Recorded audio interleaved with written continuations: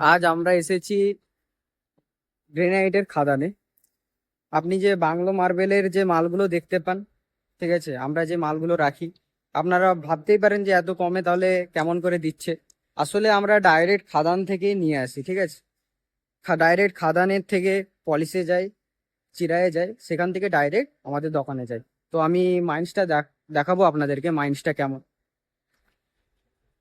কেমন কি কাজ হচ্ছে মাইন্সে, সেগুলো দেখতে দেখতে পারেন। একটা ব্লক ওঠানো হচ্ছে, ব্লক কেটে ওঠানো হচ্ছে, তারপরে একটা ফ্যাক্টরিতে যাবে, সেখানে চেরাই হবে, পলিশ হবে, তারপর সেখান থেকে ডাইরেক্ট আমাদের দোকানে যাবে।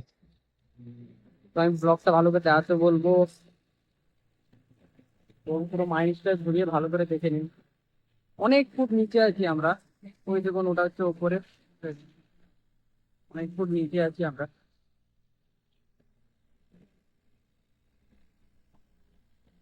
সব ব্লক গুলো পড়ে আছে, গ্রেনাইটের ব্লক গুলো। আমি নিচে আরো বহু করা হচ্ছে, এই দেখুন ব্লক ওঠানো হচ্ছে।